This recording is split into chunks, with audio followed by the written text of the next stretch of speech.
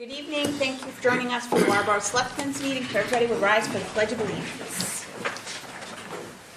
I pledge allegiance to the flag of the United States of America and to the republic for which it stands, one nation, under God, indivisible, with liberty and justice for all.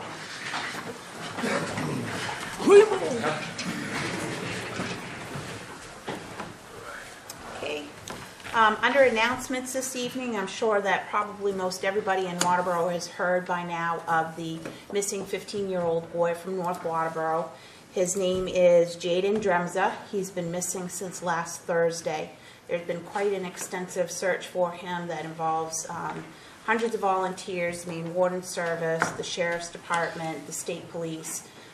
There's been search by air, by water, and on foot. So certainly our thoughts are with Jaden's family. For information on Jaden, we do have a flyer posted on the town website with information about his description, a photo of him, and who to call if you will come in contact with him or you have any information. And so certainly if anybody has any information about that, contact the State Police in Gray. If I may, Madam Chair, I'd like to also comment on that, of the incredible outpouring of community resources, both on the personal level and from the business community, and their donations of water and food for everyone up there. It's just been absolutely phenomenal. Lakeside Church has provided command post space, including the cancellation of their Sunday services to accommodate this. The general support has been outstanding.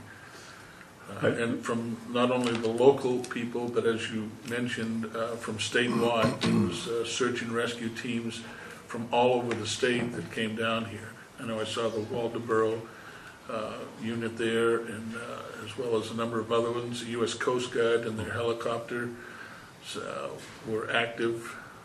It was just, and it was extremely well-run operation from the two lieutenants from the Warden Service.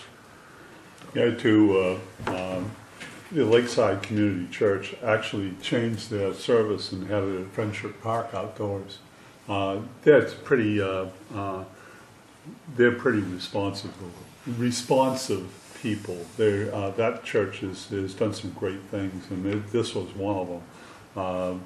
The people out there, the hundreds of people that showed up to go out and search were amazing. But then I got to tell you, the food at Lakeside Church for the last 3 or 4 days, I don't think I've ever eaten any better. I mean, there's been some incredible food that people have brought in there.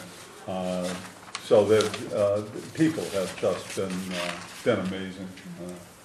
I'm very proud of the response.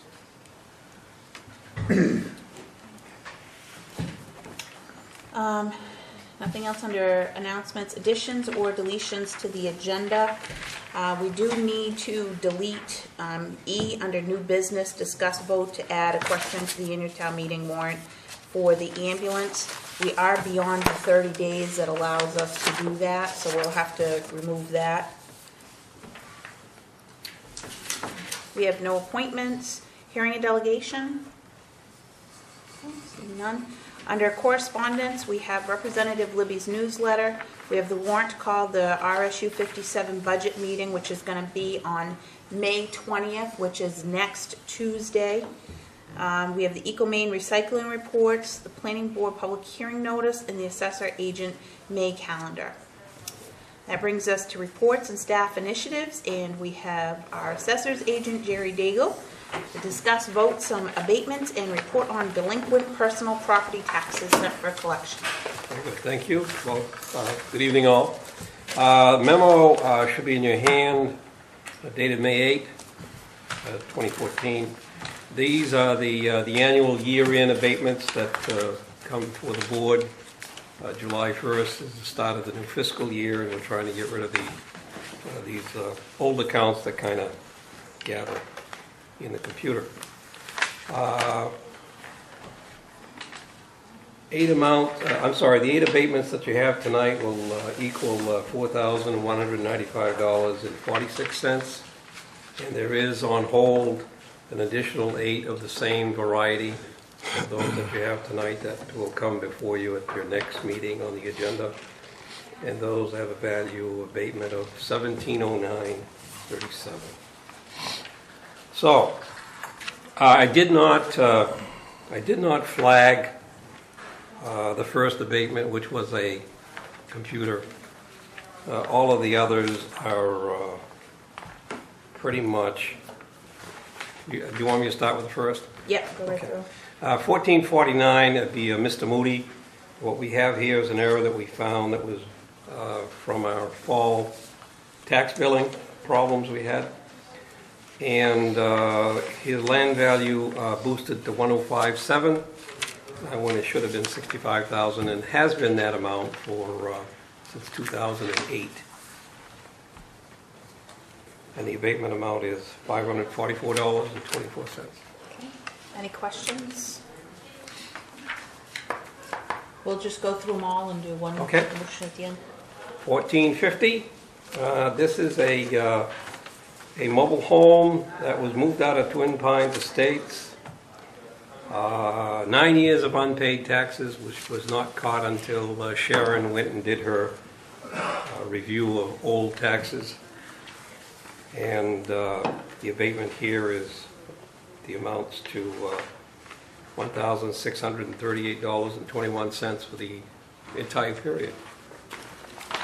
1451 is an abatement for a mobile home that was also in Twin Pines that was destroyed by fire in the winter of 2012. Unpaid taxes amount to $128, which needs to be abated. 1452. This is also another mobile home in Twin Pines Estates. It was dismantled and removed during 2012. There was an issue of unpaid taxes for half the year, and that was $154.20. 1453. This was a confusing one. The property is a mobile home. It was being taxed to the landowner as well as the person who was renting it, and then she moved to Florida. We kept sending bills and they never came back, so this issue kind of went along for 6 years. Then we found out that it wasn't correct. And that abatement for the 6 years amounts to $804.44. But those taxes were paid by somebody else. Well, we were doubling. Okay. And what happened is the wrong person. We got the money for it. We got the money for it. We were trying to get more. 1454. This account involves let's see, a lot that was merged, and I think it's only abated. It was abated, merged with an abutting parcel, and there's taxes still were owed of amounting $543.60. Needs to be abated. 1455.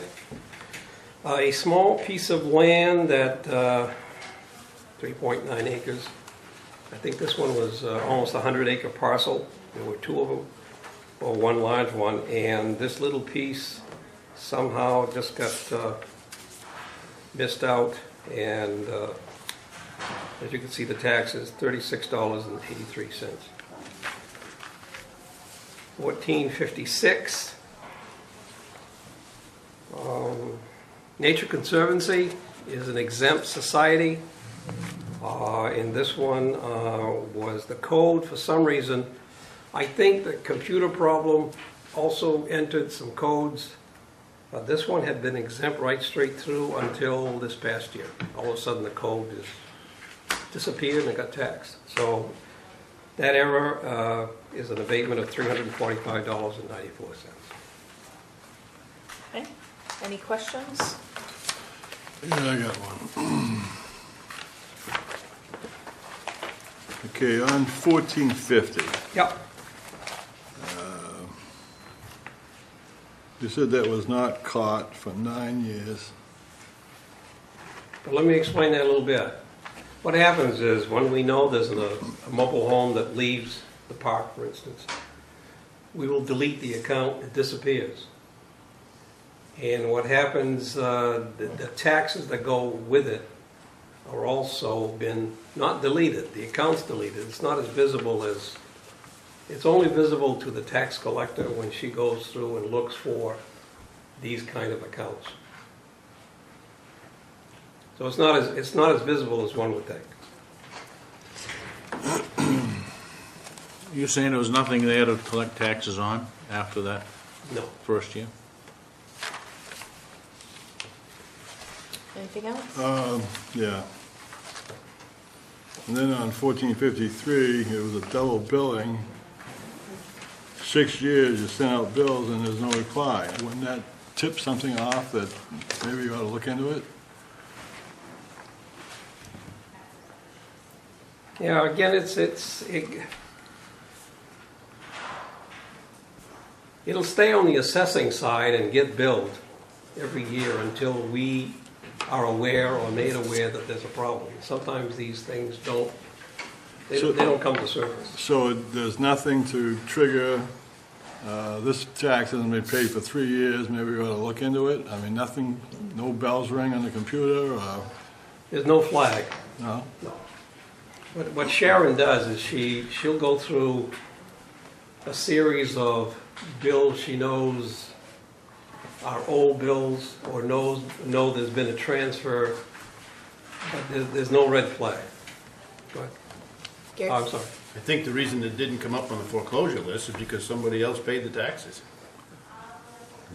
Mr. Daggett was also being billed for it, and that's why it didn't show up there. Would you agree with that? Yeah, there are, between the assessing file and the tax collection file, there is a space, there's no flag, and things don't show up.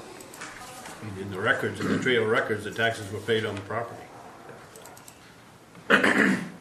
Well, somewhere there, I would think, if it's double billing, you'd have more money anticipated than what should have. You'd think that second bill, being unpaid, would have triggered something, I agree.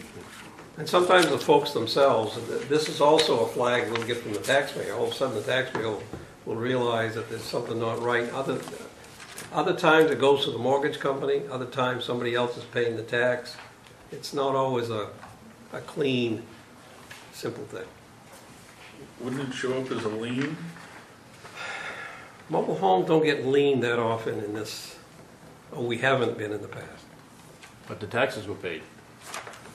Well, except for the ones that end up on the mobile homes, for instance. Well, if somebody Well, had if you have attempted... 3 outstanding bills, and you look at it, you would think that, well, geez, I've got 3 years uncollected tax, where's the lien on this? If the lien had been attempted to file, they would have then found out that 2 people were paying the thing. The problem here is nobody ever filed the lien.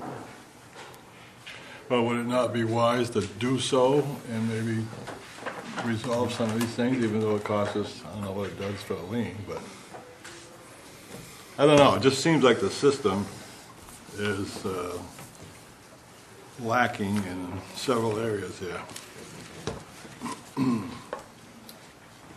Anything else? So is there a motion to approve the abatements 1449 through 1456 as recommended? So moved. Second? I'll second. Any discussion? All those in favor? Opposed? 4-1. Okay. The update on the personal property taxes sent for collection. Right. What I gave you, what I've given the board at least this afternoon, was a file that I had created back in June 2. We had at one time 30 personal property accounts if we started from back in 2011, I believe. Many of those were more than 6 years due, and many of them were below the amount. I think the minimum was like $300. And Susan Schwed, who we contracted with, back in, I believe, 2011 as well. Took the project on to collect these personal property taxes. And what you see on the first copy is the list that we settled down to. And I believe there are 6, 1, 2, 3, 4, there are 8. And those 8 were, if you go to page 2,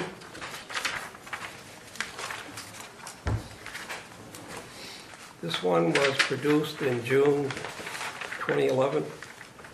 These are uncollected taxes. And if you go in the second column, you'll see that some of these were Rainbow's End, Searles Excavation, and Bergeron involved bankruptcies. One was closed that we weren't aware of.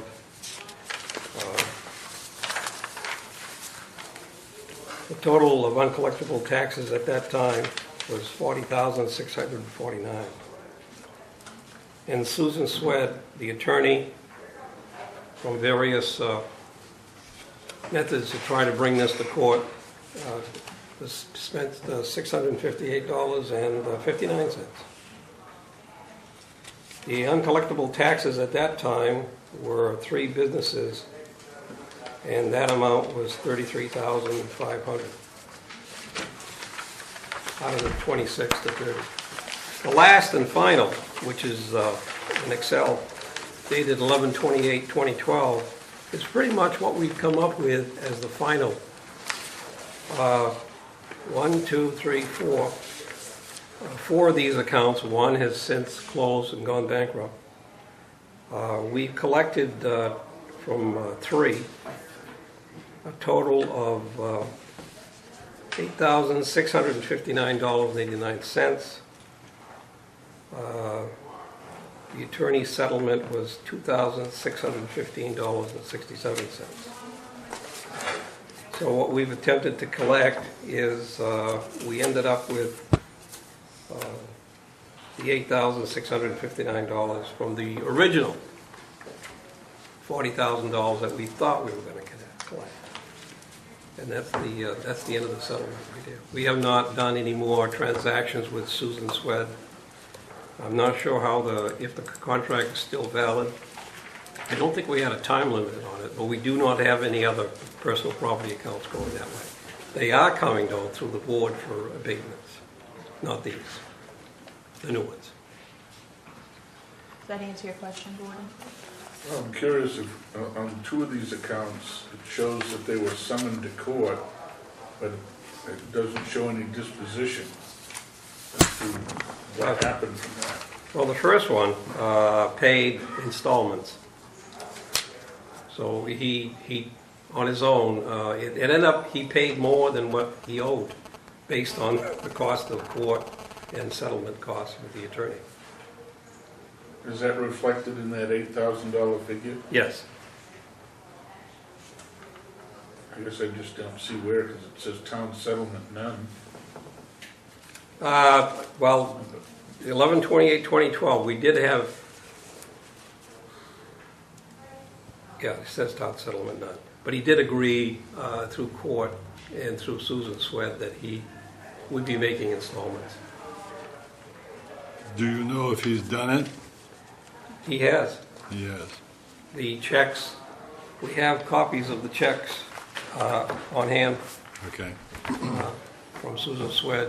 We also have for the Layton project, which was substantial. It was $8,000.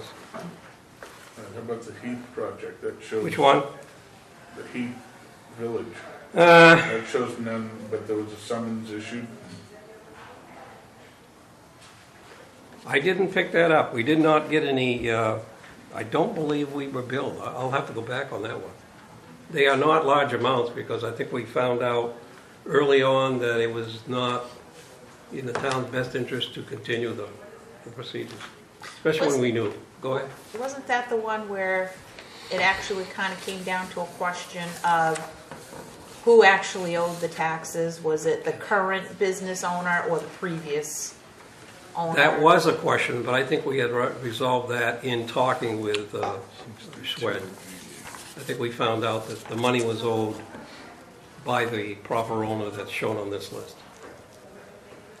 Now, if, it says 8659, 89. So that's the $8,084.53, $575.35, 36 cents. That's that. What about the money French has paid?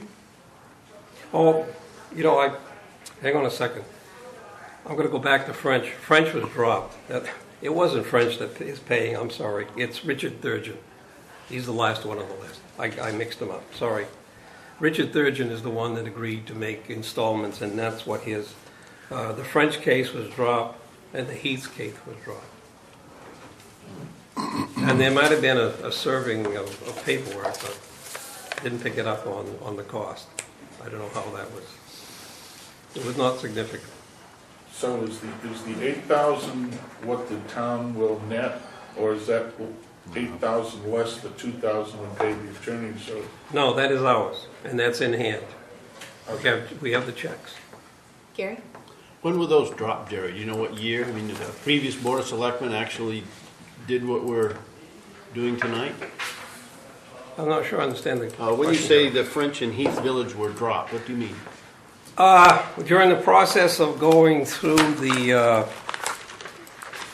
court procedures that Susan, surveying, bringing them to court before a judge, these were dropped because we had a discussion probably 2 years ago? 2010 maybe. Would have been a decision by It was Susan. early on. We realized that. So it's coming before this board now because it hadn't been to No, this before? stuff, all of this has been before the board. This Yeah. memo has been before the Gordon board. asked I just for- asked for an update Yeah, the letters are of where before we the. stood in the total package. There's been no activity since Since 12. 11/28/12, basically. All right, thanks. So we realized roughly 1/5 of what we thought we would. Yeah, once you eliminate those that you cannot collect from, and the fact that the amounts were too small for Susan's Fred to take them on, and then that eliminated that list. We're down to 8, Not voting. then down to 6. It was a learning project. Well, it was disappointing in the amount we got, but we still got more than we had, so. Well, the alternative would have been writing it off as we did it through the abatement process. Yeah, and the top OA went bankrupt and went out of business, so what are you gonna collect? Yeah. So the guy that owed the least came through on a payment plan and paid us $150 more than what he owed us. Anything else? All right. Okay? Thanks, Jerry. Thank you. Mark, seeing as you're closest to the door, would you give a shout to Yvette, please? She's up next. Kick this off a little bit. Sure, go right ahead. Thank you, Madam Chair. This dog status report that Yvette pulled together and is about to deliver here is before you. It was put on your desk this evening. Wade came in last week and we sat down and let's just say that Yvette and I put the stats together that we have here tonight. We're going to give this as a template to Wade to use in the future when we're done with this, but please know that we're only 25% there. And I'll let Yvette actually get down through the report and you can see the status of what the task is at hand and how much is left to do. This is pretty much a lengthy task. We had 49 pages of dog owners in town, either new dogs or previously registered dogs. Before I started the list, what I did was I put together all of the rabies, current rabies in Waterboro that were sent down from the state. So I knew of every dog that was in town that wasn't licensed, or every new dog that was in town that nobody ever came in. With that said, we do get updates every quarter on the rabies, so we are now aware and can keep up with the dogs. Some of the dogs haven't been licensed in 7-8 years. Came in licensed as pups and haven't been it since. But in order to narrow the list down, when I originally started this, I had over 4,000 dogs. Now, We don't know if they're alive or dead or gone or moved or whatever. So we narrowed the list down. I started from January 1st, 2013 and went through December 31st, 2017, because that was when all rabies were current of the day I did the report. So we started out where I gave Wade a quarter of the packet, like Jerry said. He made 118 calls. He did 30 home visits. 30 home visits were the people that were disconnected phone numbers or no phone number at all. Then he either talked to them or left cards. Some called him back, some didn't call back. Of that number, we have 103 dogs that have been licensed. 41 of those dogs were brand new dogs on that list. So we have a total of 144 that has come in. We still, to this date, have 318 dogs that are unlicensed. Wade has had the second half of the list for a week and a half, 2 weeks. He's working on that list now. So of this 144 people that have come in, $25 late fees mandated by every dog. It's a state law. It happens February 1st. So $3,600 in late fees has been collected. I think the sad part is there are still over 318 dogs out there that are not licensed. So we've narrowed the list down, and we're cleaning the list up, and we're waiting for further instructions to either do warrants for those that just won't come in or what to do. Okay.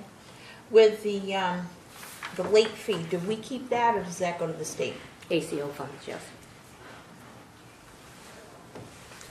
Just so you know, I've directed the ACO to go ahead and start issuing summonses if they don't come in within a reasonable time frame. And as you can see, of that first batch, only 25%. He has 60 summonses to write.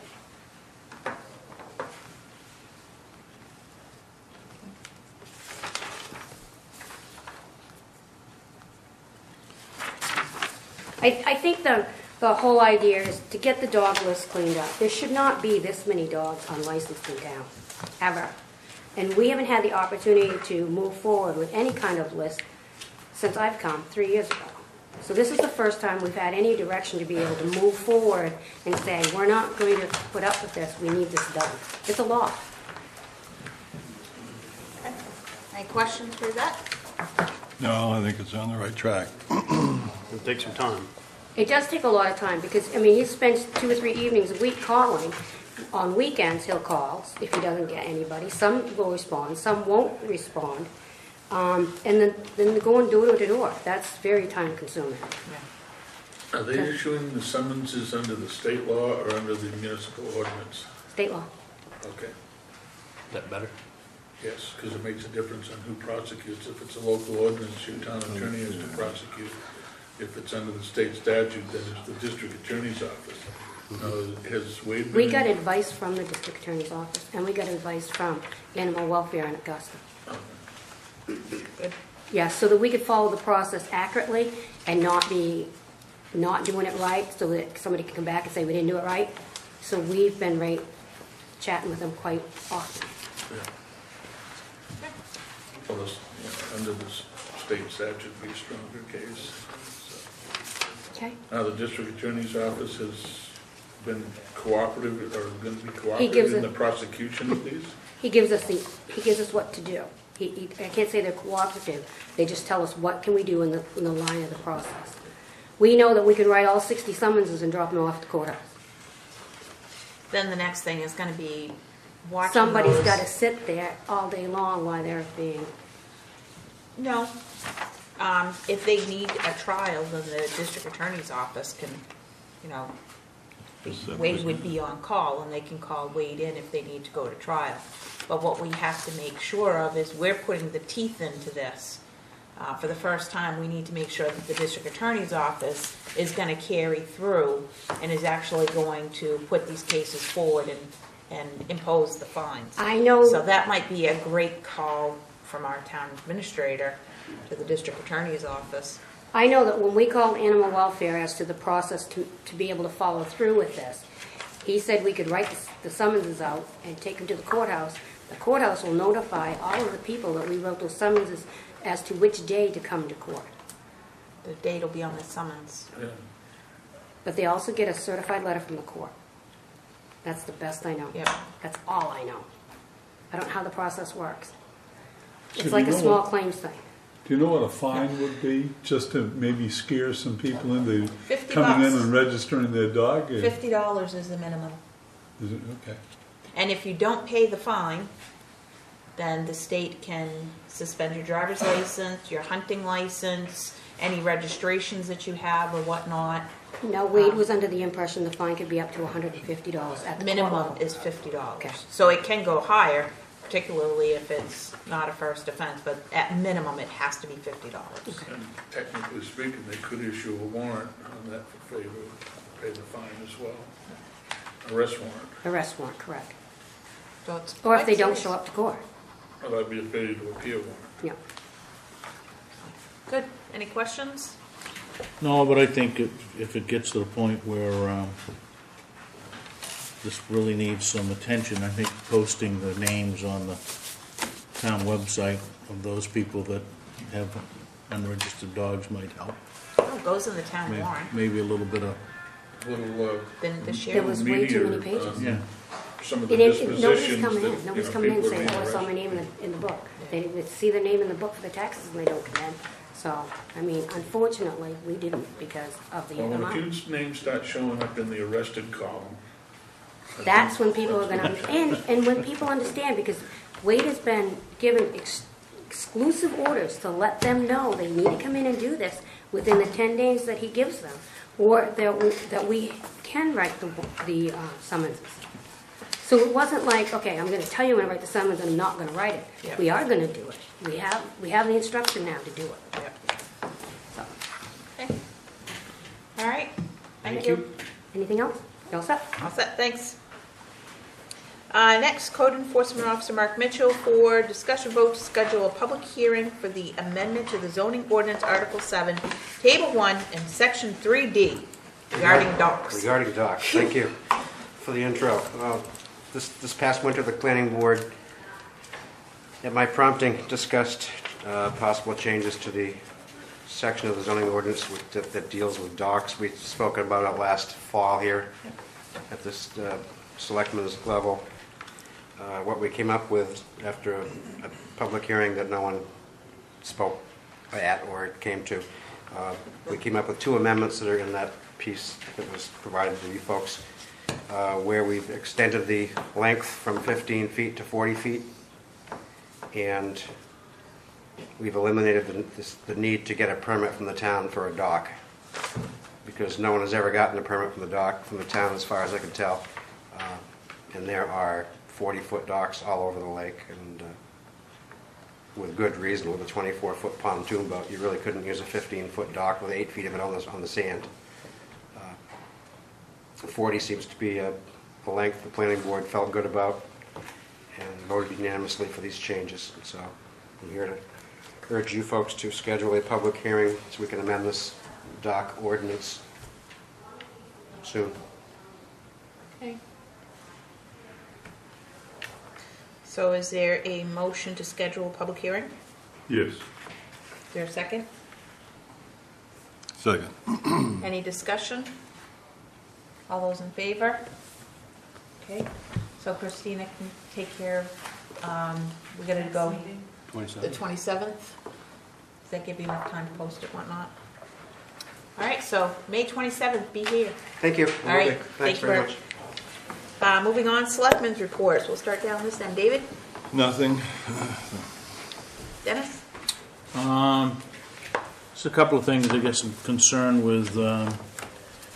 This month's report out of EcoMaine on recycling would drop down to about 16%, which is about 3, almost 4% below where we have been running, which is a little bit disheartening. So I don't know if that's just a secular thing or whatever the case may be, but probably something that we need to, with the transfer station committee, start to take another look at. And the only other thing that I have is, there's kind of kudos to a local business in town.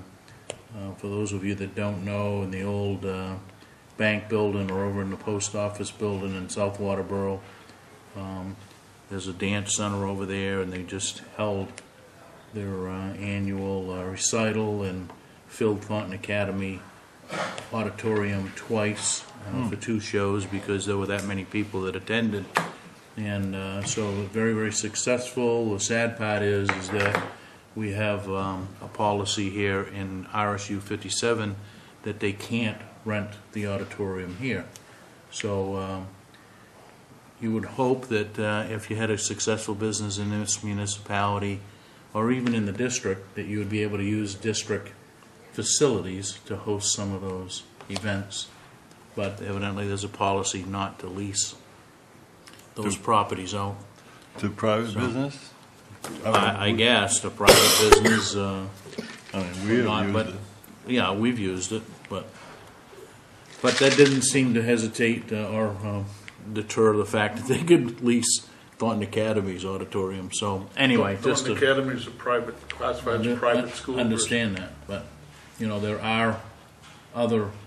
But I agree with your premise. If we have a local high school, which, why send all the people local here down to Saco just to go to a dance recital? Anyway, and again, I've had a couple of granddaughters in it, so I kind of saw things firsthand. But very, very successful.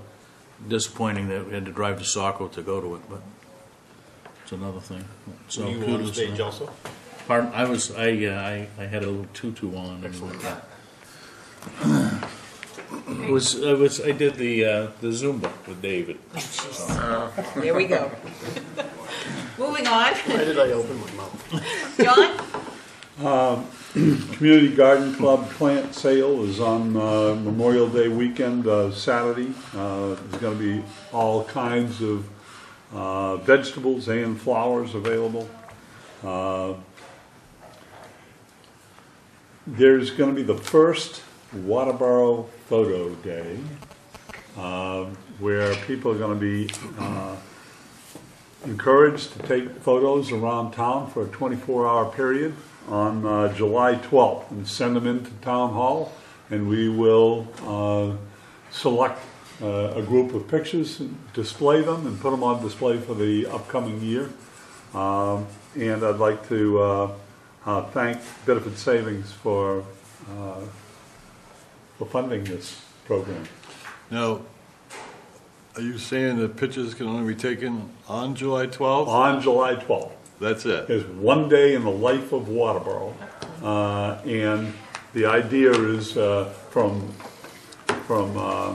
12:01 a.m. to 11:59 that people can take photos of goings on around Waterboro, anything from sunsets and sunrises to people buying goods someplace, or working, or playing, or swimming, whatever, and send them in here, and then we'll put them on we'll select the pictures that best represent the town and the quality of picture, and put them on a 30 by 24 inch display, maybe 2 of them, and have them right out here in Town Hall.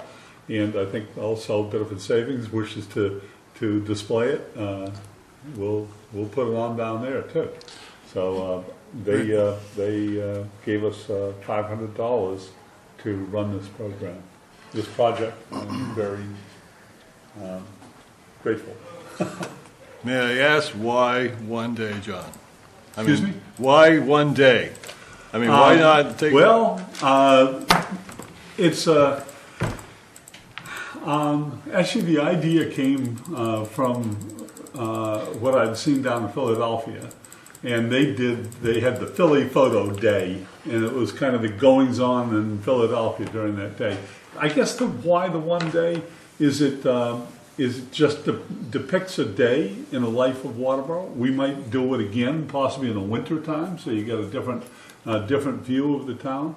But it also puts a finite period to it. So okay, you get those pictures in the next week, and then we can publish it. So it's just the idea of one day in the life of Waterboro. All right. Anything else, We John? could do a week in the life of Waterboro. Well, I'm just thinking if the volcano blows up in Roscona and it's a dark day or something, you know, I mean, I just think you'd get a better selection of Waterboro if you had a bigger time frame. Well, the larger the time frame, you might have so many pictures that it becomes unmanageable in trying to do a selection, depending on, how many people submit. But Hopefully we have a couple hundred pictures and not 2,000. But if we have a couple hundred and we're going to publish or copy 75 or 80 of them, that makes it workable. But yeah. What?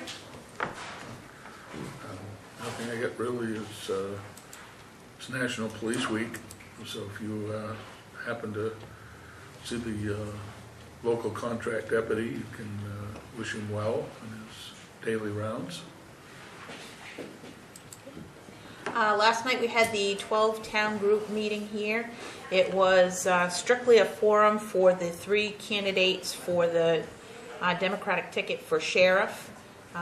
Lasted about an hour and a half. All 3 were given an opportunity to speak for 20 minutes, and then they answered some questions. I know that today there was a meeting with RSU 57 and the 6-town group that's been meeting with the superintendent at 4 o'clock. And I'll be talking to John Sylvester to hear how that went, but apparently there are quite a few boards that are very upset with RSU 57 and the 15% increase that's put into the salaries of the superintendents while laying off the principals. It's quite, it's in, there's a big spread in the Smart Shopper today Yep. from concerned citizens. It's also on the education. front page of the Reporter, there's about the school budget being up, I think they said 5%. Yep. The overall budget, the total budget. The overall budget. Which is like, So I'm sure there'll be more to come on that. Town administrators report. Thank you, Madam Chair. I'll be brief tonight because we have a lot of other work to do here. If you haven't seen it, the Hamilton Road Bridge has been paved, thanks to Doug and getting that organized. Finish coat will go on in the next few months. We still need to buy a guardrail and replace the Jersey barriers that are there. I assume most people by now have seen the ball field, and Doug and Tommy did a great deal of help along with Mike Christie and Mike DeAngelis. Getting that work done, it looks great, and they got it done just before the fencing company came in and had it ready for playing, must be about a week and a half ago now. I also asked Doug to come tonight. You can pick up with him right after I'm done here, or we can wait to get into the town meeting warrant, but I really only asked him to come about this next item is that he's recently found out that DOT is looking at the drainage system along 202 in South Waterboro. It's, 60 years old or thereabouts. They've actually run cameras down the pipe, and they're thinking of doing something. And it might be wise, even if we put money aside at town meeting for sidewalks, to just not do that yet until they figure out what they're going to do. And you can quiz Doug on that. He's got more information on that and more detail than I do. And the reason we took the article off on the ordering the new ambulance is because I think I miscalculated the 30-day time window before town meeting. I went to Saturday, June 14th, and I should have gone to Tuesday the 10th because technically by charter our town meeting starts on Tuesday and is then continued to Saturday. So I thank a citizen for bringing that up. It's no great loss that we made into special town meeting anyway to actually order this ambulance. We don't have to do it right off. So that's the reasoning we took that article off tonight. And also we're about to change our electricity supplier.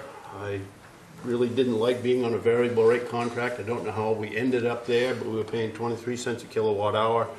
And I think we're going to be down into the 7 to 9 cent category on a fixed contract. And Electricity Maine does not do any variable rate contracts, so we will not be automatically bumped into a variable rate, which they thought might have happened with this outfit from Massachusetts. So other than that, that's it from me. Thank you, Gary. Moving on to new business. Discuss vote to approve the renewal of a liquor license for Asian Taste. This is the annual renewal.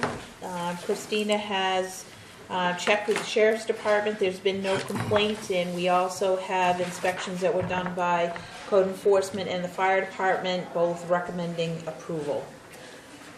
So what's the pleasure of the board? I will move that we accept the request for liquor license. Second. Any discussion? All those in favor? Okay. It's lost in my packet. Donald Cook. Yes. Beginning of our meeting this evening, we had an executive session for meeting with some candidates for the cemetery committee, and we have Georgia Jones and Donald Cook who have applied to the cemetery committee. And what's the pleasure of the board? I move that we accept the application for the cemetery committee. Is there a second? Yes. Any discussion? All those in favor? Okay. So Christina, if you could just get in touch, we told them you'd be reaching out to them.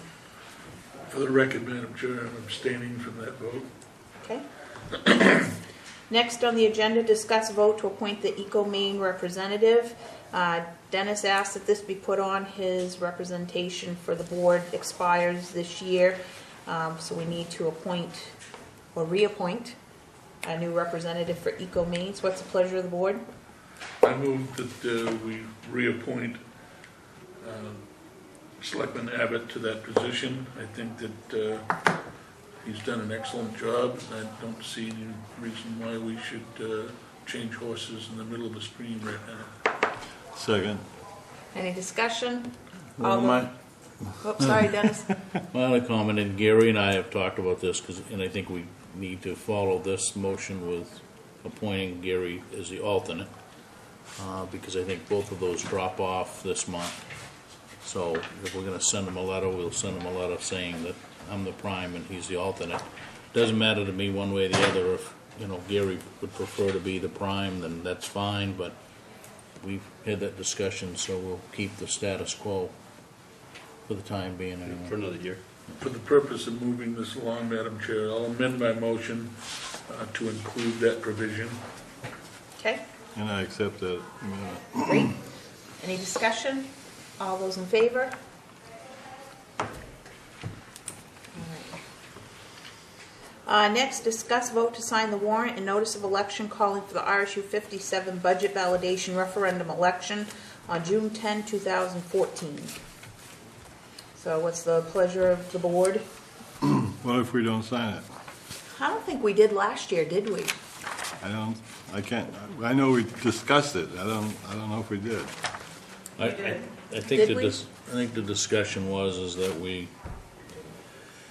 it's in no way an endorsement of the budget, but it's a posting of the warrant, basically. So what's the pleasure of the board? I move that we sign it. Is there a second? I guess I'd second it. Any discussion? All those in favor? Reluctantly. Opposed?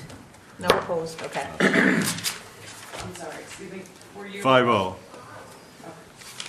Hawaii, but Welcome to know. The ambulance issue has been removed from the agenda, so next is discuss vote to approve the annual town meeting warrant. And we have in front of us the latest and greatest version. is this printed when changed from the one that was sent out at all? Yes. Got numbers in here, and this is much more complete. So there were a couple of questions that kind of came up as we went through this. Gary, you want to hit the highlights? Yes, if you go to page 2, Doug, do you have one of these? Okay, good. A question on county taxes. I had the question of whether or not, why you do not have an article in there to not raise, but appropriate the county taxes. Maybe since you have to pay it, the legal reason is you don't have any choice, so you don't have to do that. But I noticed in Article 7, you put the partial payment in there. Christina and I did not have a good answer about the entire county tax bill not being on the town meeting floor. When's the last warrant that showed it? I don't know the answer to that. Didn't you go back 5 years and not find it? I went 2 years. 2 years. 2 or 3 years, I didn't find it in any of them. And then the county, the supplemental one was new last year. Right. So I guess what Gary and I are wondering is if we don't put in the full year, why do we put in the supplemental? Because it's got to be paid anyway. Right. And Yeah, my thought, I just remember putting in the special one. Yep. Because there were a whole bunch of options there, and we selected a particular option to pay that over, I think, a 5-year period. yeah, you could pay it all in one fell swoop. You could have done it over a Did we 5-year get an period. opinion No. from MMA or anybody?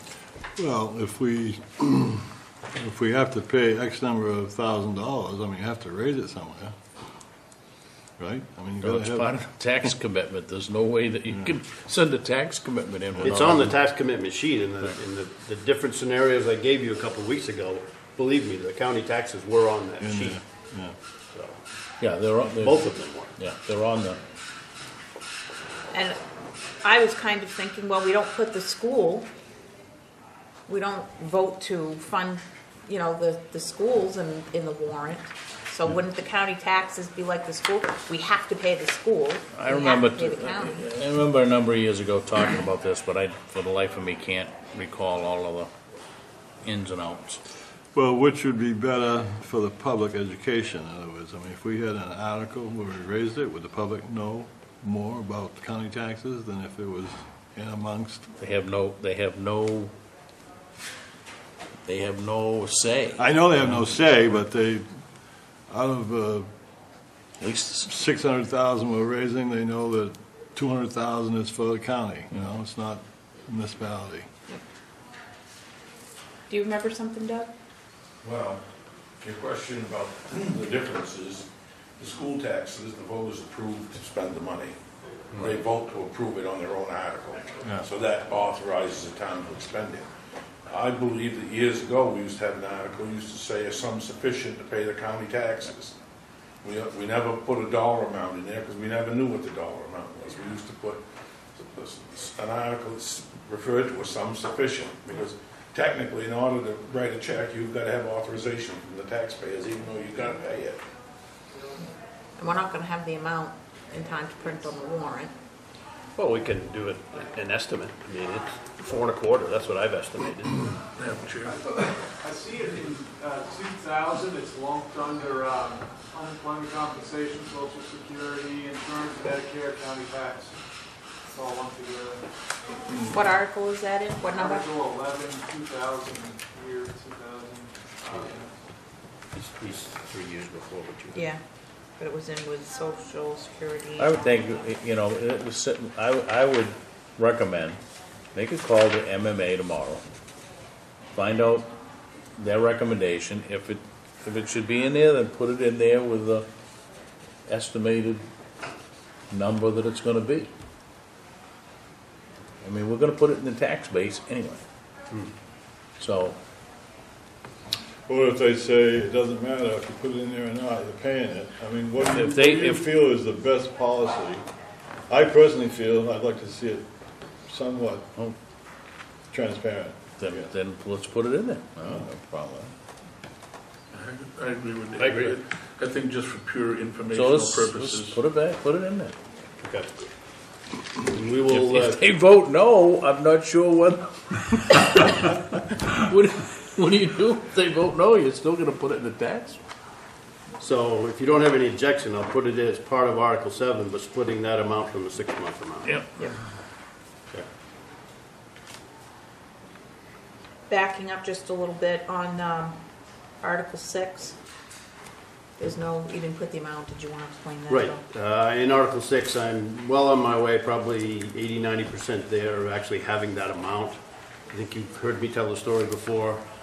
In previous employment, I asked the town attorney, I asked the CPA, I asked our assessor, and a very experienced MMA, and now town manager to compute the LD1 amount, and they each gave me 4 different answers. And I think we're one of the few towns that even bother to put this in anymore. That's true. It's required by law, so I'll do it unless directed otherwise, so. I think I have the information to compute that. Is it gotta be a secret ballot? The way that it has been in the past was, Secret. it had to be a voice vote and then a secret ballot that followed that. We'll be prepared with ballots there, so that's fine. We'll do that for any article. Okay, moving Is on. that what you were looking for that? Yep. Yep. Let's see. You want to talk about 10? Yep. Okay, in Article 10, which is the bottom of page 3, and over into top of page 4. This was confusing, myself and Julie, and we don't really have the final story, so since in everything I've been preparing for months, a lease payment of about $40,000, which on the top of page 4, you'll see a couple inches down there, 11/1 in 2014 is supposedly a lease payment of $40,000 plus interest. And that was never on anything that we still owed. So obviously I didn't put it in. It's not in that figure up above, the top of page 4, $166,516 as the total debt service. Right. So It shouldn't, it was originally set in there because it was gonna be a $200,000 bond, right? The project came in way under budget of $84,000. We went back to the taxpayers and asked for permission to use that money. They said no. That would have Right. been for the sidewalks that we discussed. So the $84,000 was never drawn out of the bond bank. So we don't owe that money. So it shouldn't show up in a payment schedule. We just never borrowed, we just never took the money, never drew the money. So this goes away, the problem goes away then. This is completely different than what we were talking Yeah. about.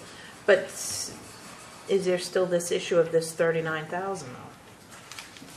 So Dennis, are you saying we don't owe this in this coming I don't- November? Well, if, what have we paid? All right? We had, where does it show in the bond, or? I guess I'm confused of why this is even in this article. So am I. With what you just said, I think the whole thing comes out and we're just fine because it's a moot point. It's behind us.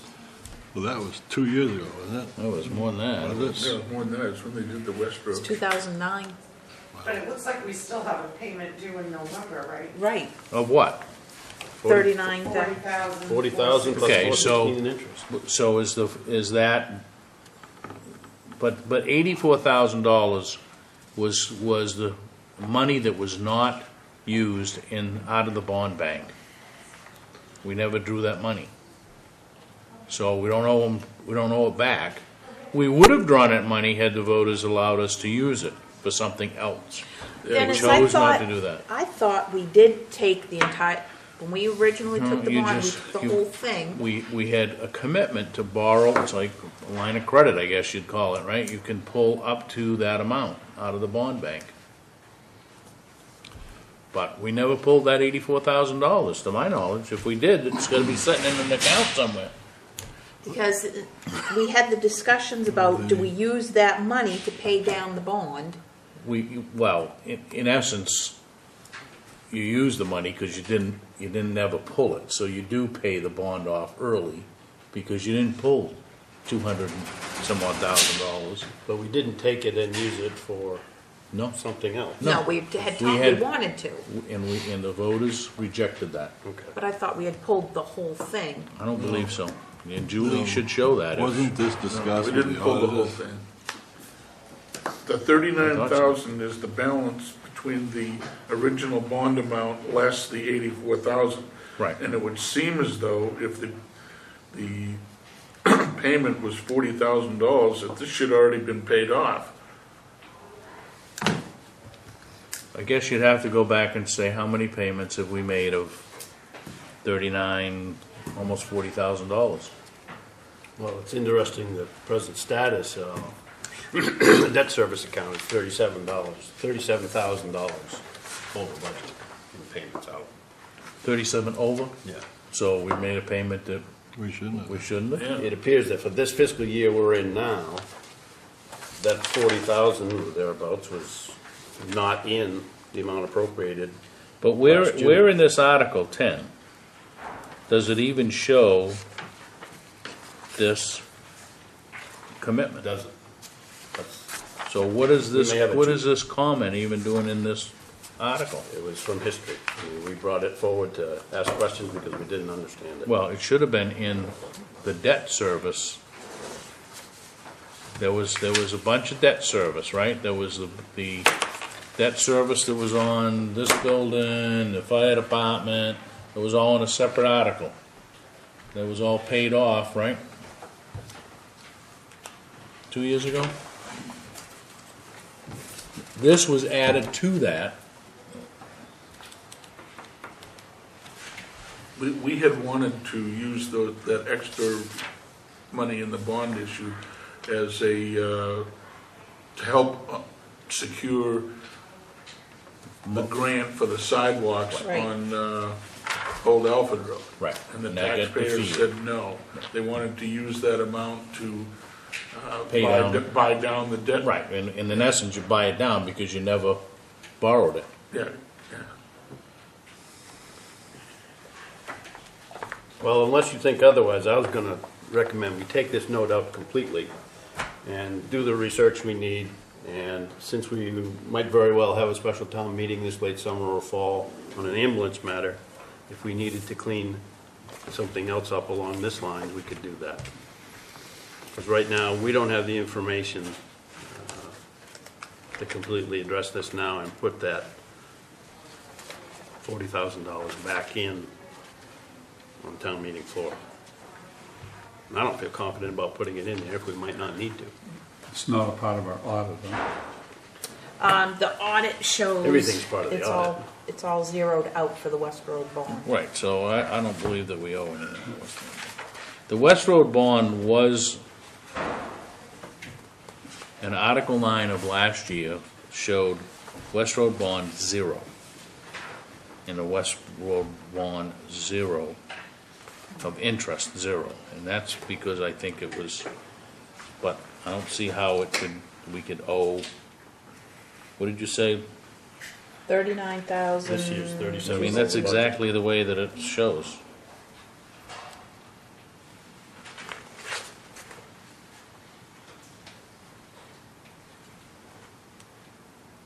It matured in November of 2011.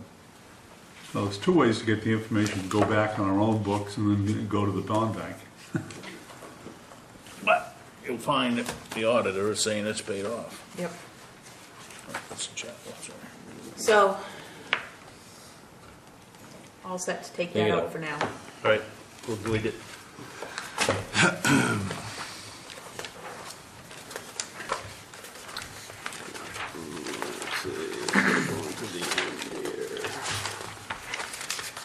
All the way through, there are probably, I don't know, 6 or 8, what I've called them explanatory notes at the end of some of the articles, just to hopefully answer some citizens' questions on what that section is for. Remember, that's outside the actual article itself, so you don't vote on anything that's in the explanatory note. All the little yellow dollar signs, sorry I didn't get those changed today. The other thing is on page 15, Old Home Days. I put nothing in there because it wasn't requested to by the committee. But since in our charter, we cannot raise an amount on town meeting floor, I didn't know if you wanted to put somewhere upwards to 19,700 in there, and then if town meeting floor takes it out, that's fine, but they certainly cannot add that back in from the 0 that it is right now. I would leave it out. If we leave it out, then that effectively kills Old Home Days for next year as well. For 2015, July 2015. So how much would it take to keep it alive? $1? $5? No, I mean, you need money to pay for fireworks. I mean, it would need to be This is not for this year, and then following. But they spend the money for, because Old Home Days happens so early in July, they expend those funds basically in the previous fiscal year. And there's money in this current budget For it, isn't it? for that.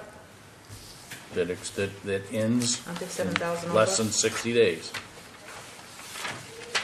So by not having it in next year's budget, I guess you could carry over those funds that are in there in the hopes that if that regenerates.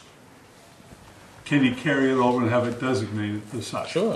So I mean, Just put it in that may Article be the 4. article is to carry over.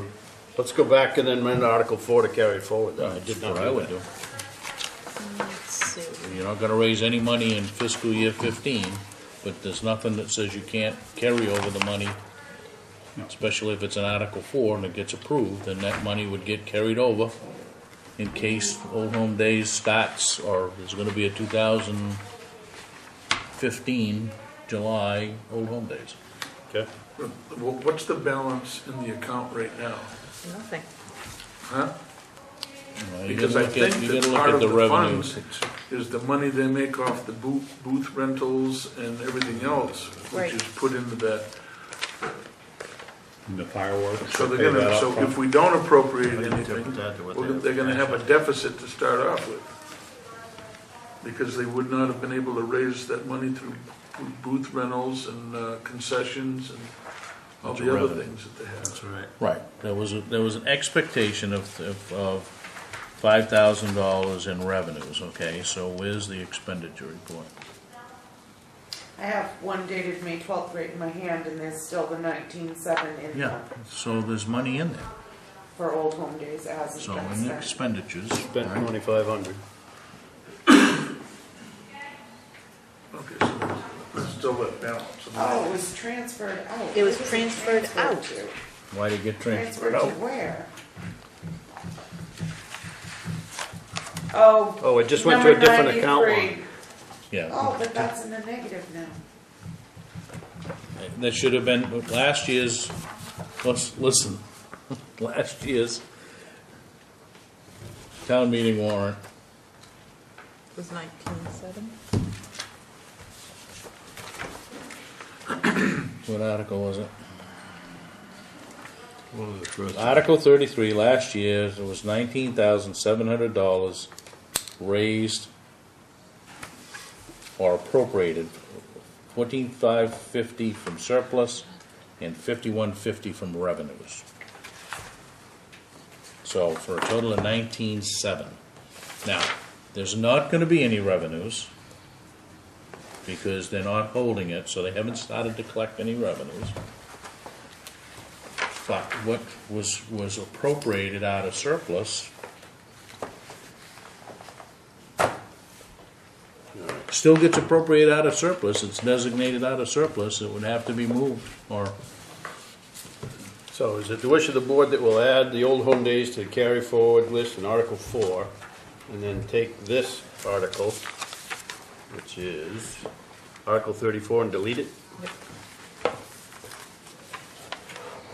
Delete it or reduce the figure to meet the 5,000 that they should have gotten.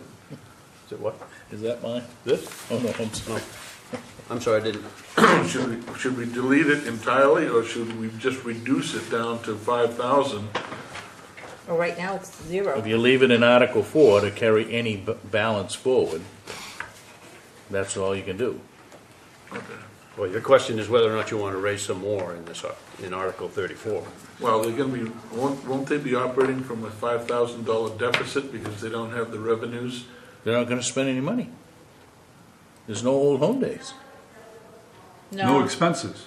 But what you're saying is in the future. Well, there won't be I get what- 19.7, there'll only be what's appropriated out of unappropriated surplus.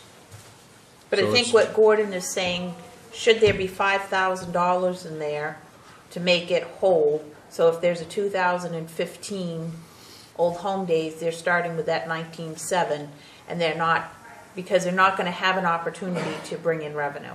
Yeah, so you put in 24,000 next, if it goes in the following year, you put 24,000 in there. Because they don't have the 5,000 Yeah, I carry. think the only thing, you can change the wording to say, if Old Home Days is scheduled to return in 2015, you allow them to collect the fees towards that, but I think there's plenty of money if you take $12,000 and dedicate it to it in Article 4 or carry it forward. Yeah, we don't need another article for them to collect money. You've got that authority in the charter. Right. In here, so.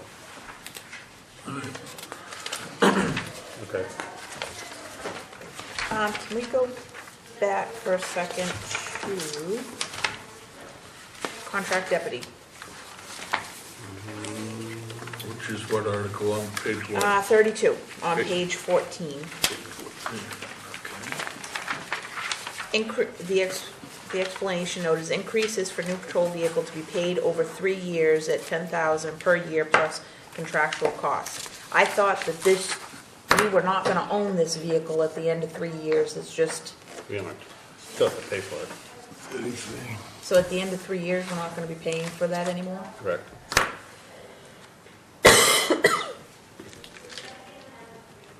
I mean, the SO can own it, if that was the wish of the board here, but it's still part of the contract. Yeah, Well, the SO is sending us a bill for 108, Right. Yes. 10 of which 10 of which they're gonna pay, covers for them buying a new cruiser. Yes. yeah. And the 88 that was budgeted last year was not enough. I mean, we paid, I don't remember, but it was in the low 90s, I think, 92, 93 or somewhere in there, the actual build. So, That wasn't like the, that's why they bumped it it up. wasn't like Sanford Dispatch's bill, was it? Where they said, this is what it is, and then they, in the middle of the year, they decided to increase it. Well, if we negotiated a contract for a specific fee, why did we have to pay more than what the negotiated contract was? They agreed to provide the service at the, Right, he gave us a number. and yeah, he that's the gave us a that went in number, the and system. the service should have been provided for that number. That's what the 108 includes that new vehicle. Right, for The this year. 108 does, but you said last year the 88,000 wasn't enough. I would I go think back. we had gotten the amount after Why? town meeting. Why would that? Because I think it had something to do with the union contract and the Yeah, wages. contract price, why did it go up? Yep. Yeah. I don't know, I got the bill and I paid it. It was about $5,000 to $6,000 more. Okay. I guess I didn't realize that we were gonna be paying for this car, 10,000 for the next 3 years, and then He the was car gonna- was paid off. I thought that part of the contract was going to be X number of dollars every single year would be towards a vehicle. I mean, it seems like the way that this is being charged to us, at the end of 3 years, we've paid $30,000 for a vehicle that the sheriff's department is gonna own. What benefit is there to us? That's correct. You Well, I, characterize it. right, but he has, and with us being out of the business, because we had to go out and spend the $30,000 up front to buy the vehicle, or whatever it is now. Plus putting the bid package out. Right, so the fact of the matter is if they want to amortize the purchase of a vehicle over some 3-5 year period, I mean, that's what I would expect. That's what it is in there, and he should show that here's the contract and this is what's in the contract, right? Why it goes away in 3 years is beyond me, but I guess if that's what he wants to do, I mean, he could come to us and say it's gonna cost me $10,000 a year, every year, in the contract to provide a vehicle, right? And guess what, in 3 or 4 or 5 years, I'm gonna replace the vehicle. I'm not coming back to you and ask again, right? And that's the way the contract, in my view, should be. It should come lock, stock, and barrel. Now, the other piece of it is if next year the voters, or even this year the voters say, we're not gonna fund this anymore, we don't have a vehicle to worry about. He does. Right. You gotta get her attention, Doug. Hi, Doug. Can we talk about Article 31? Seems that we keep adding people to who we've got to call if we have an emergency. I don't know where the contract deputy came into this, but it used to be the fire chief, the road commissioner, and the town administrator. Now we got the contract deputy added in there. It just, I mean, you know, if the fire department has an emergency, they can't get the ambulance in, you know, if it's not during the day, I can't get hold of the contract deputy. You know, and if the contract deputy somewhere is stuck and he needs us to go help him get out, then, you know, who's to say I can get a hold of the fire chief? I mean, if it said fire chief or contract deputy, Yeah. but fire chief and contract deputy and Gary and whoever the public works director is, pretty quick we're gonna need a logbook just to get, if somebody's dying and we need to get there with a sand truck to sand the road. Yep, I think it's supposed to be or. If the fire chief or the contract deputy say there's an emergency and I need to get down there. Just, That should say. it seems to me it should be or. Yep, Yep. that's good. And if you wanna hear about the sidewalks, or can I Did go? we pass that yet? We passed what? The sidewalks? Yeah, there's 20,000 still in the budget, which, That's under CIP, right? You want to, go ahead. Well, I've talked to DOT. If any of you noticed going down 202, you see all the lines painted around the catch basins. Those have been in for 62 years. They've done some work on them. They've now cambered all the lines in South Waterboro. I talked to the gentleman from DOT. He put me through to the guy that's in charge of it. He received yesterday the camera reports. He said it'll take him a week or 10 days to go through them. But he assumes that after 62 years that there's going to have to be substantial work done, and he said it could be a major job. I think that it would be foolish to put any money into the sidewalks down there if they're going to start digging them up. I mean, we would just be wasting taxpayer money. So, you know, I think that, and appropriating money to say, okay, we're going to appropriate it and leave it in there, it doesn't do you any good. I mean, you know, you're working on a tight budget. If you're not going to spend the money, do whatever you want with it. But I think at this time it would not be in the best interest of the taxpayers to allot $20,000 to put into sidewalks down there if they're going to start digging up the, and we don't know. I asked them, I said, are you going to, when you dig it up, are you going to require curbs? They don't know. This is why I told Gary a while ago. We've got to have a plan because that's a DOT road. And if we fix the sidewalks, as they did a few years ago on part of it, they curbed them and did away with the esplanade. Are they going to want to do that again? So I think that we really need to, maybe we'll have to have Sebago get in touch with them and work out a plan. But we really need a plan before we go forward. We've tried for years to put money aside to pave the sidewalks, and you know they wasn't doing anything on them. Now they've started doing some additional work on Route 202.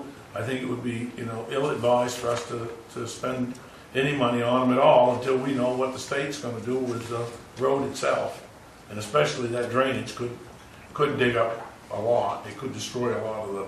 It will destroy the esplanade and could destroy the sidewalk that we put in. So if they do work in that area and they destroy the sidewalks that are there, does that mean they're responsible for replacing them? Well, they claim the town owns the sidewalks, but one has to, when they did some work on the upper part, they destroyed it, they repaved it themselves. Yeah. So, I mean, there's issues here, and I think it would be ill-advised for us to appropriate any money at this time to work on the sidewalks. I agree. I think if the state damages them during their construction of or their maintenance of the road, then they ought to repair them. So we might end up not having to appropriate any taxpayer money. It should be funded by the state during their project. I mean, if you want to spend some money, take some money and buy the land on West Road and widen the sidewalk over there. But, that's going to be a... Let's not even go there. And, I mean, or appropriate another $15,000 and have the snow all removed, so that we, plow the snow off the sidewalk into West Road and then haul it all away. That's going to be very expensive. Yeah. So, but as far as the sidewalks go, I think right now is not the time to be spending taxpayer money on that. Okay. Does that, you raise a good issue, Doug. I mean, does that West Road sidewalk situation, because of plowing snow and sand or whatever on people's land there, Does that need to be addressed? We have not addressed that as far as expenses. Well, For you next know, year. I don't know what Gary gets for calls off it. You know, I know that it gets brought up on a regular basis that you're plowing snow onto my property, you're blowing snow onto my property, there's sand going onto my lawn. You know, it's an issue, and I think that again is an issue that, you know, probably isn't to discuss here tonight, but is reason to be discussed at some point, because Gary's life's not getting any easier. When people call me, I tell them to call him, because I don't have anything to do with it. So, you know. Isn't this an age-old thing? If you live in Maine, you know the end of your driveway is gonna get plowed over and you're gonna have to shovel it out. And the same would apply if you're plowing in the road, that the snow is gonna roll onto their property. It was the old man. Well, the thing is, Because it's age That was old the old too, you me. still swear at the snowplow as it drives Oh, by. yeah, I mean, I could call up, I mean, I lost 2 mailboxes this year, but, you know, I know that I live in Maine and the mailbox is gonna get whacked by the plow once in a while. I mean, it's, you know, that's an issue, because when you go by with the plow, it plows the sand up onto the sidewalk. When they blow the snow, it blows the sand and the snow onto somebody's private property, and they're not happy. I don't know what the answer is to it. Well, We did make one change in Mr. Layton's contract this past year, was that he's responsible, and I don't know if he's done it yet, to go back and actually remove that sand from those lawns next to the sidewalk. So that's in his contract, and we can hold him to that. I don't know if it's done. so we'll get back to the warrant discussion. If Yeah. we need to have that as a future conversation, we will. But the $20,000, I think you should at least consider, you know, Taking it out. not appropriating that money at this time. So in Article 36, we have 20,000 for South Waterboro sidewalk replacement. Is everybody good with taking that out? Yep. Yeah. Yeah, definitely. Okay. Yeah, good. Thank you, Doug. So that's good. That'll even bring the budget down a little more. Instead of 16 under last year, I guess you're gonna be 36 under for the moment, or thereabouts. Depending on how we resolve the debt service. Yep. Okay. Yeah, that'll be 40, 20, it'll be 60,000. Less if we don't have to pay the 39 and the 20. Well, the 39's not in there now anyways. Yeah, well, he was gonna look at the debt service thing, yeah. So we've already cut 60,000 just in our discussions. Good. I don't think we were counting the 30. We weren't, so it doesn't Yeah. matter. Just 20, Gordon.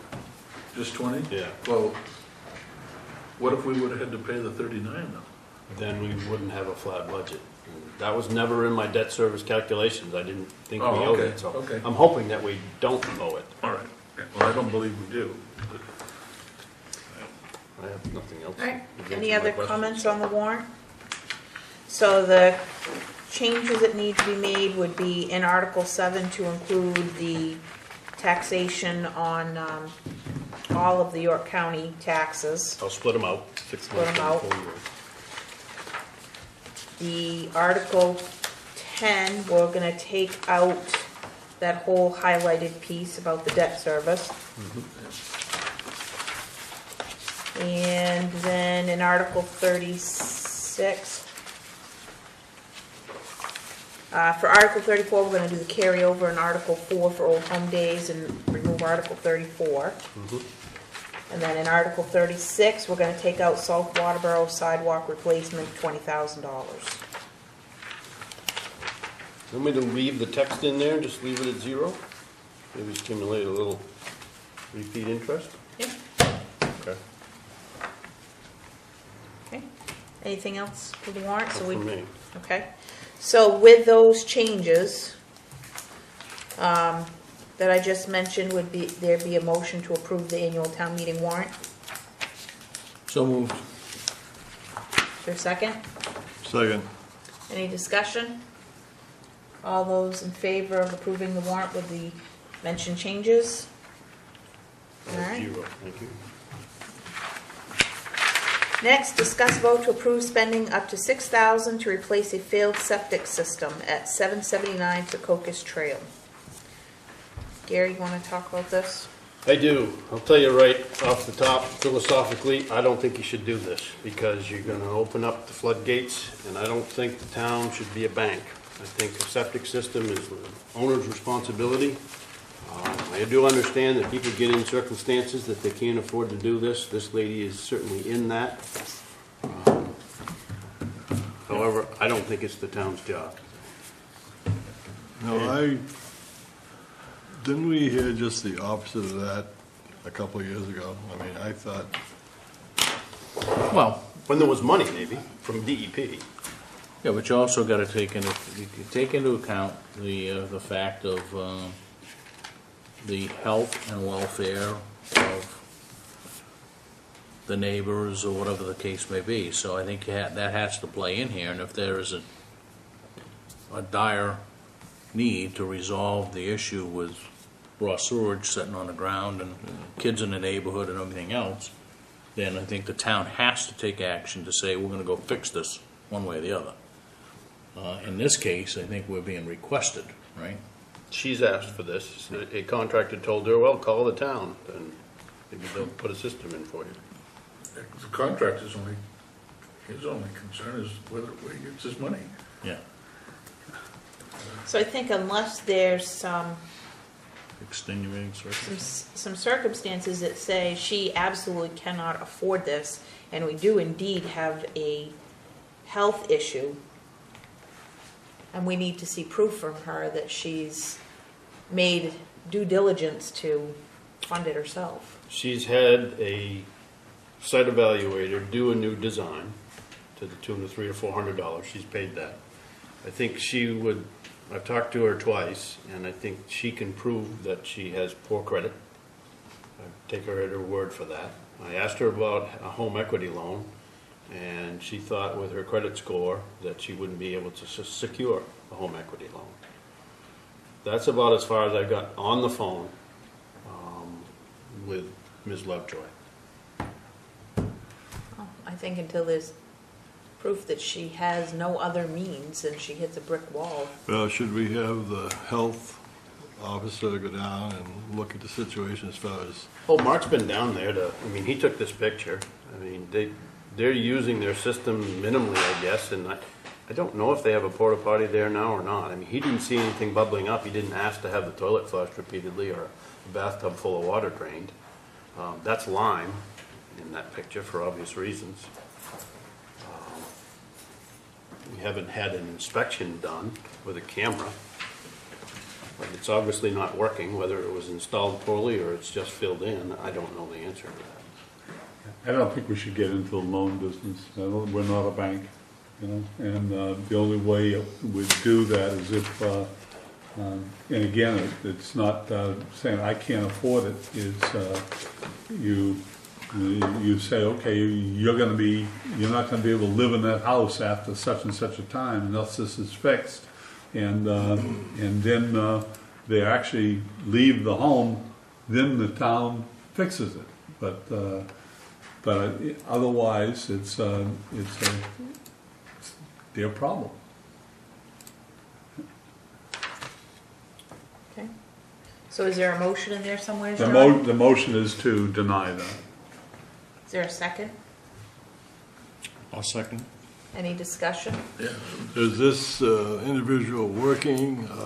She has very disabled? limited income. She's on disability income. I mean, I think she has worked hard to keep this house, to buy it initially. I think she's been in it for 12 or more years. Let's see, what else do I know about her situation?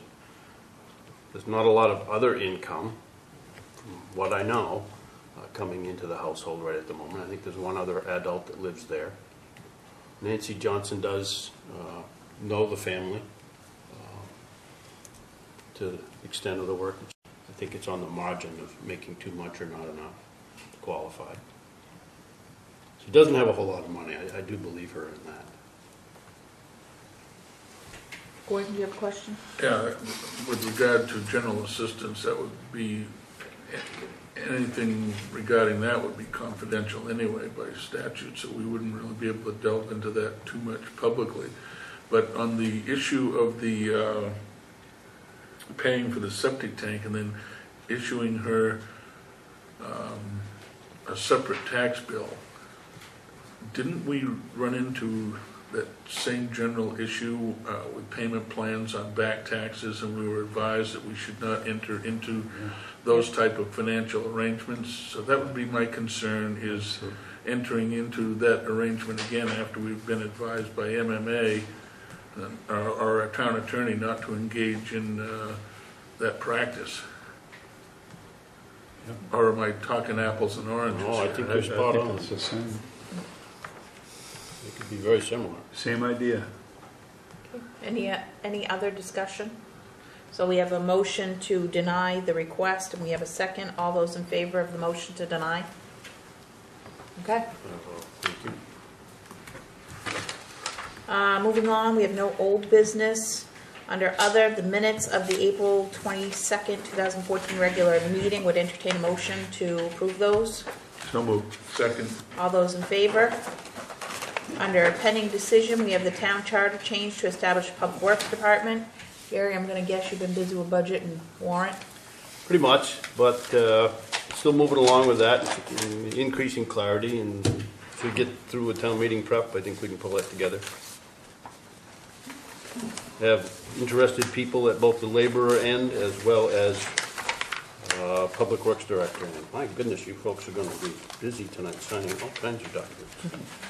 The week's action list, Christina, we need to get the public hearing posted. We need to get in touch with the cemetery committee, new folks, to get them squared away. Gary's got some changes to make to the warrant so we can sign a copy the next meeting.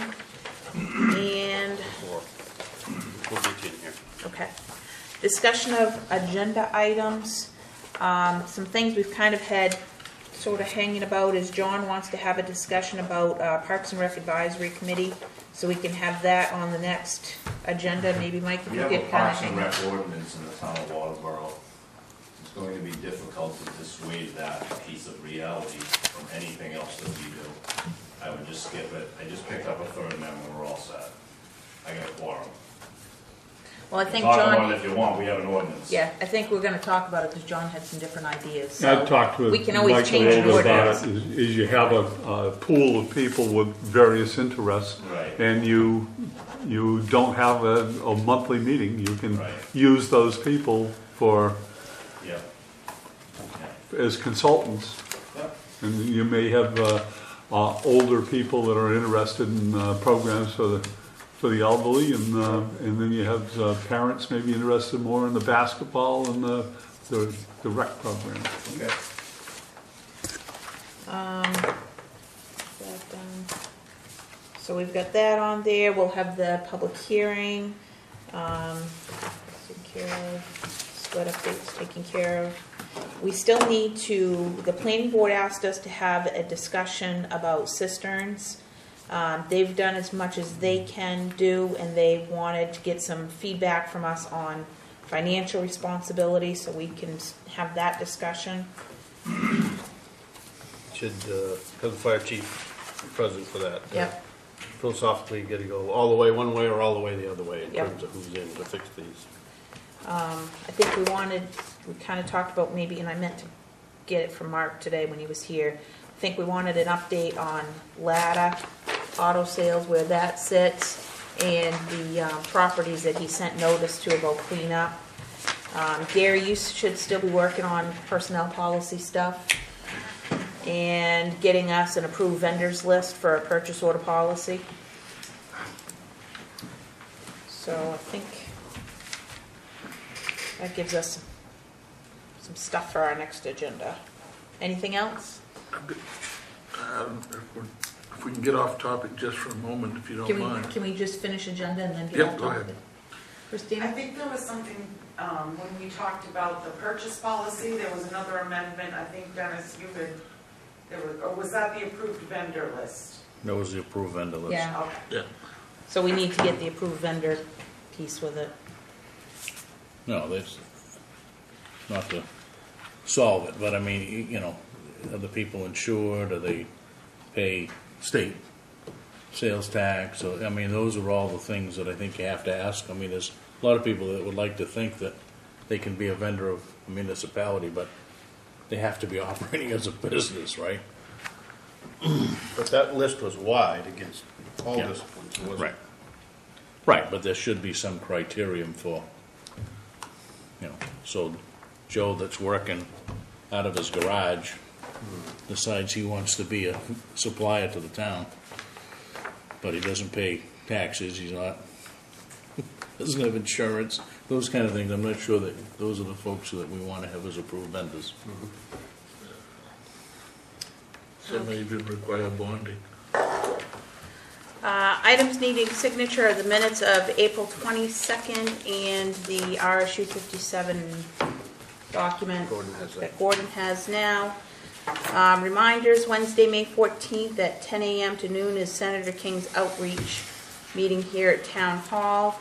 5 p.m. is the Economic Development Committee, and at 6 p.m. is the Road Review Committee. Thursday, May 15th at 6 p.m. is the Public Safety Committee. Wednesday, May 21st at 7 p.m. the Planning Board is meeting here at Town Hall. Thursday, May 22nd at 6:30 p.m. is the Library Board of Trustees at the library. Saturday, May 24th at 8:30 is a cribbage tournament. Monday, May 26th, Memorial Day holiday, the offices will be closed. And on Tuesday, May 27th at 6 p.m. is the Selectmen's meeting. And could I just, the May You folks 20th. go to that? We have, and we're not going to be having a meeting next week, so we're. A reminder also that next Tuesday, May 20th at 7 p.m. at the Mass-Basic Middle School will be the budget meeting for RSU 57. This is much like town meeting where residents can attend. The warrant is read, and if you want to reduce the school budget, you can do so from the floor. And just a reminder to folks, the Board of Selectmen do not set the school budget. That is strictly done by this, the Budget Committee and RSU 57. So if you're interested in seeing what the school budget is going to affect your taxes and you want to play a role in that, that's a very important meeting to attend. Anything else, Gordon? You got something? Yeah, if we could just, during our budget discussions, we had talked about the van. And while we have the Parks Director here, I was wondering if we could probably get an answer to that question we had on lease versus option, or if the town administrator has anything, you know, that you'd like to comment on that. I'll leave it to Mike to comment on what numbers he's seen so far and the work that he's done. We had taken it out of the budget to do what we were going to do in terms of coming in flat. And I guess leaving it for a later date as to whether or not we bought something or leased it or took out a loan in the future. Mike's looking into if he can safely fix the brakes on that vehicle for another year. And I emphasize the word safe. I don't just want a sticker on it, but I want it fixed so that it's roadworthy. And maybe he has some new information on that, I'm not sure. Well, we spoke, you know, Gary and I spoke today, and it looks like we're gonna have to skip through this current budget without updating our vehicle. But we've done a lot of research. In fact, I just got an email from Patsy's Van Sales, who basically has provided these vehicles for several different Parks and Rec departments, Kittery, a few others. We've done a bunch of research. And basically leases and loans are coming in at $1,000 per month. They're $60,000 brand new, these vehicles are. And Kittery got two of them for $105,000. They were 2011 models that had just sat in the lot for 2 years with nobody purchasing them at the time. One of them's handicap accessible with a lift, the other one isn't handicap accessible. So I think for our intents and purposes, we're gonna have to probably get ourselves through the June town meeting where we're at, so we could come in flat and drop that $14,000 off of the budget. And then maybe we can bring it up at a special town meeting if we're gonna have to have one late summer, early fall, if you guys are interested in that piece. And by then, we'll know if we The important piece of vehicle use for us is early summer. Helps us with our camps, transporting the kids. The seniors like to do trips that time of year too. So I'm gonna bring the old vehicle over to Jim tomorrow and see what we can find out about that. I'll get back to Gary, and then we'll see where it goes from there. You know, probably for us, if we're gonna try to finance something, it's gonna be best for us to go to our bank and say, hey, here's what we wanna do, something like that. At least that's what I would think, rather than, you know, they've got lease to own and lease. When you're done paying for it, you take it as well. And all the information that we've come out this week is these are reliable vehicles up to 200,000 miles. You probably get the thing rotted out from underneath you from all of our winters before the engine goes bad, because they will literally run and run and run. I think David's got experience with these vehicles from Freiburg Academy too, so kind of in a holding pattern right now. Get ourselves through town meeting, and before then we'll know what's going on with our current vehicle. I just wanted to make sure this didn't go by the board, because I think that's a vital component of this community, is to have something for the transportation of the kids and for the elderly population. Yeah, which I think so too. We started our luncheons last week. They were asking what was going on when we could start doing stuff. They're interested in doing that, and it's been a nice thing for us. We're ahead of the game. You know, we got that vehicle through donations, and we realized right away how important it was to us. And now we're like you said, we're locked into having it because it's meant so much to us. Thank you. David? I've heard a couple of comments or suggestions about different items that are needed and possibly having a special town meeting, okay? So we can have the budget or whatever flat, or it's not time enough to get something in. I mean, we are suggesting to the SAD 57 that they not have a special election in September. I feel the same thing about the town. You know, if we're going to have an election, let's have it in November. That's just my 2 cents.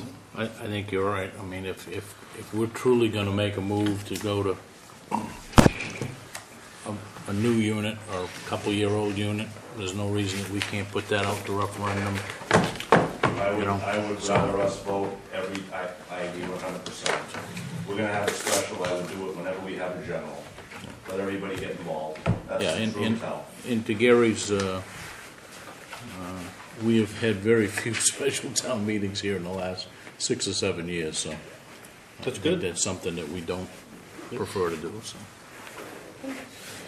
Everything's been signed. We got the reminders. I would entertain a motion to adjourn. So move. Second? Are you gonna, is this Ms. Bowen? Mm-hmm. Yeah, okay. You didn't do it. I have to apologize because I'm. Can you come up to the podium because people can't hear you? Oh, sure. I understood that I was to be here tonight at your meeting.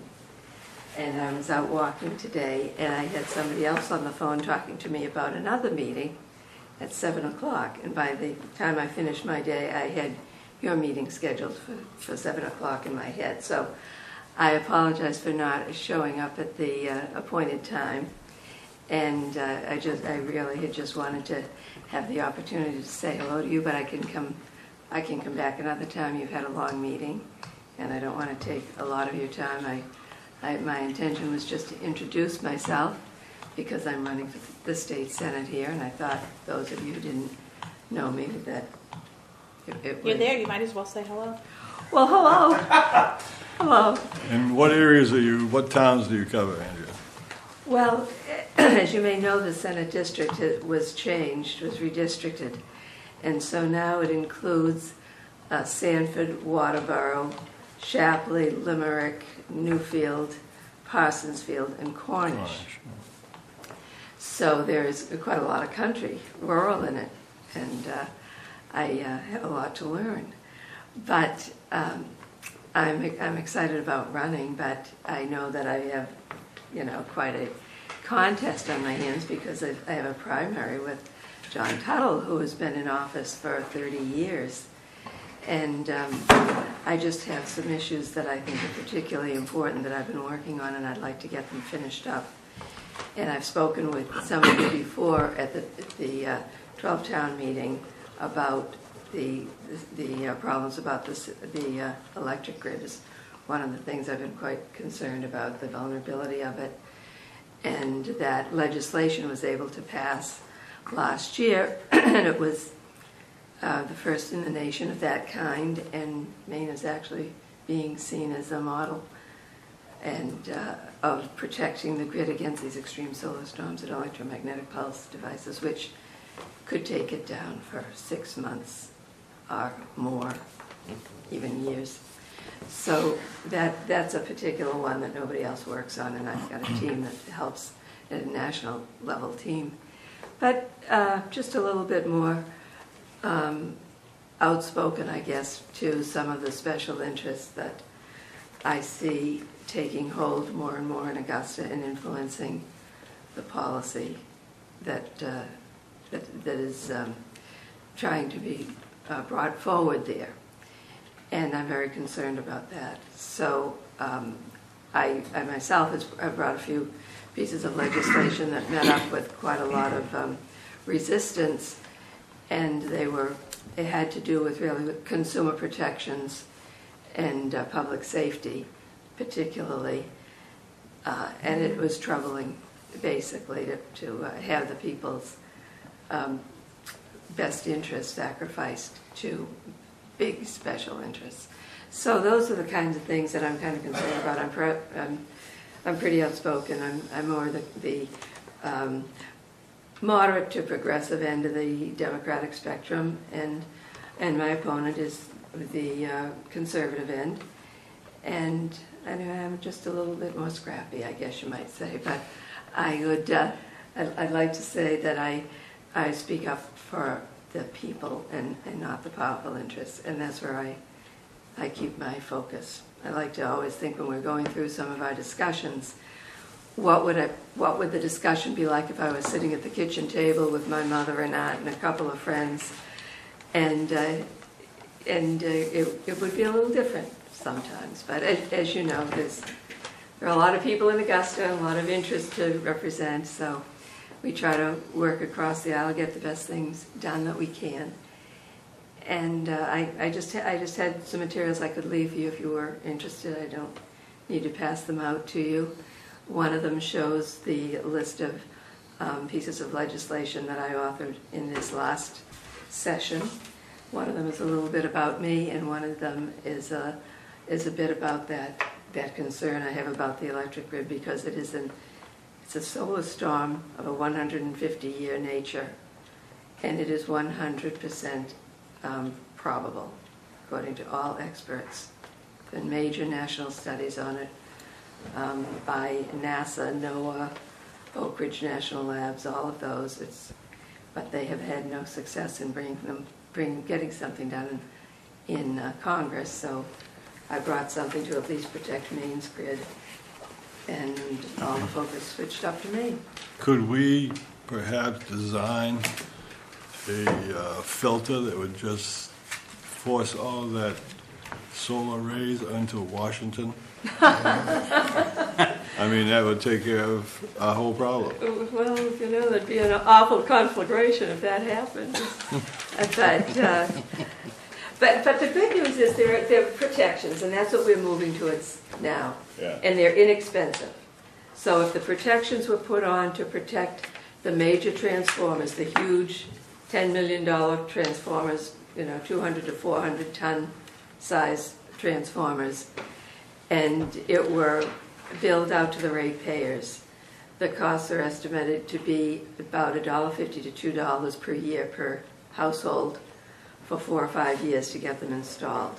There are other things that would be desirable, so it could get up to $5 a year, even 10, for 4 or 5 years.